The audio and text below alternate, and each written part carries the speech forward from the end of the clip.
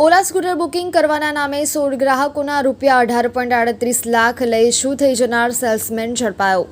આણંદમાં ઓલા scooter વેચતી company ઉપર અવિશ્વાસ આવી જાય તેવી બનેલી ઘટનામાં પોલીસે આજે 16 જેટલા ગ્રાહકોના રૂપિયા 18,38,300ની રકમ લઈને રફોચક્કર થઈ ગયેલ કંપનીના સેલ્સમેનને શોધી કાઢી ઝડપી પાડ્યો હતો। આણંદ શહેરના સોજિત્રા રોડ પર આવેલ સ્વયં સિમ્ફની કોમ્પ્લેક્સમાં ઓલા સ્કૂટર વેચતી કંપનીનો શોરૂમ આવેલો છે, જ્યાં સેલ્સમેન તરીકે Azad Baig, Javed Baig, Mirza Ummeed park society, Bhalej road overbridge પાછળ નોકરી કરતો હતો।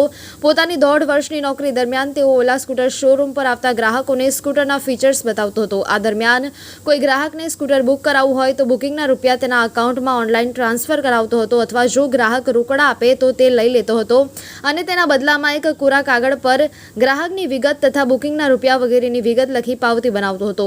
શોરૂમ પર ઓલા સ્કૂટરની જાહેરાતમાં પેમ્પલેટ માટે રબર સ્ટેમ્પ બનાવેલો હતો।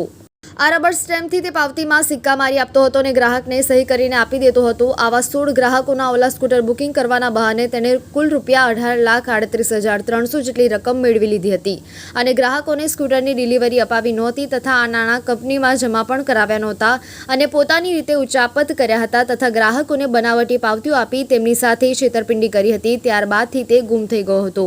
પોતાના નાણાં ગયા અને સ્કૂટર મળ્યું નહીં એટલે ગ્રાહકો છેલ્લા 1 અઠવાડિયાથી ઓલા સ્કૂટરની ઓફિસ આગળ દેખાવો કરી રહ્યા હતા તથા તેમણે ફરિયાદ પણ નોંધાવી હતી, જેને પગલે વિદ્યાનગર પોલીસ એકદમ હરકતમાં આવી ગઈ હતી અને તેમણે અઝાદ બેગ, જાવેદ બેગ, મિર્ઝાને ઝડપી પાડ્યો હતો અને તેની પૂછતાછ કરી હતી ત્યારે તેણે પોતાનો ગુનો કબૂલ કરી લીધો હતો।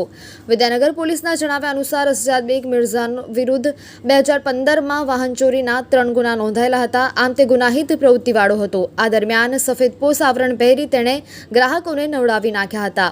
હાલ પોલીસે તેની આકરી પૂછતાછ કરીને રિમાન્ડ મેળવવાની તજવીજ હાથ ધરી છે।